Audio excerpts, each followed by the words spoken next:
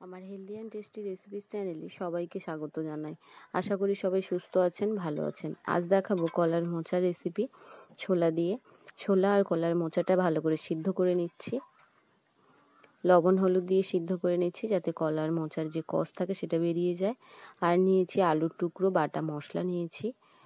ছোলা আর কলার মোচা খুব ভালো করে সিদ্ধ করে নামিয়ে নিয়েছি। এখন কড়াই দিয়েছি পরিমাণ মতো সর্ষের তেল। তেলে 5 ফোড়ন, শুকনো লঙ্কা, তেজপাতা দিয়ে ভেজে নিয়ে দিয়ে দিচ্ছি আলুর টুকরোগুলো। আলুগুলো এরকম ছোট ছোট টুকরো করে কাটতে হবে যাতে ভাজতে ভাজতেই সিদ্ধ হয়ে যায়।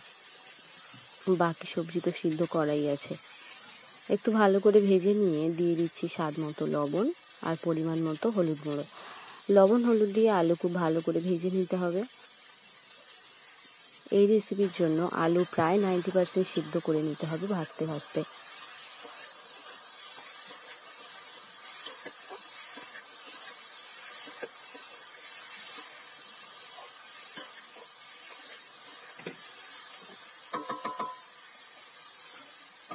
আমার এই হেলদি অ্যান্ড টেস্টি রেসিপিস চ্যানেলে বিভিন্ন ধরনের রেসিপি আছে যেগুলো ঘরোয়াভাবে তৈরি করে থাকি এবং কম মশলা, কম উপাদান দিয়ে কম সময়ের মধ্যে তৈরি করা বিভিন্ন রেসিপি। যদি ভালো লাগে তাহলে আমার চ্যানেলের অন্যান্য রেসিপিগুলো দেখবেন, লাইক করবেন, শেয়ার করবেন এবং কমেন্ট করবেন। আর অবশ্যই সাবস্ক্রাইব করতে ভুলবেন না চ্যানেলটিকে। ঢেকে রেখে আলু খুব ভালো করে ভেজে নিয়েছি, লাল লাল করে একদম আলু ভেজেছি। এখন দিয়ে দিচ্ছি সিদ্ধ করে রাখা কলার মোচা আর ছোলা। সমস্ত কিছু আরো ভালো করে কষিয়ে নেব একসঙ্গে।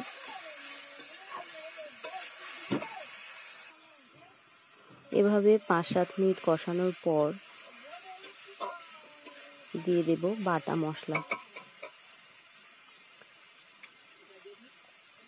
শিলনোড়াতে বেটে নেওয়া এই মশলার মধ্যে আছে জিরে, ধনিয়া, সর্ষে। মশলাটা দিয়ে খুব ভালো করে মিশিয়ে নিয়ে, আর ঢাকা দেব না, একটু নেড়ে চেড়ে কষিয়ে নিয়েই দিয়ে দিয়েছি পরিমাণ মতো জল। দিয়েছি পরিমাণটা একটু কম, কারণ এটা মাখা মাখা হবে। জল দিয়ে ঢেকে রেখেছিলাম, প্রায় সিদ্ধ হয়ে গেছে সব কিছুই। এখন দিয়ে দিচ্ছি সবশেষে গরম মশলা দিয়ে নেড়ে চেড়ে মিনিট খানেকের মতো ঢেকে রেখে নামিয়ে নিয়েছি। রেসিপি রেডি হয়ে গেছে গরম ভাতের সঙ্গে পরিবেশন করার জন্য। এই রেসিপিটা রুটি, পরোটা সবটাতেই খেতে ভালো লাগবে। শেষ পর্যন্ত দেখার জন্য সবাইকে অসংখ্য ধন্যবাদ।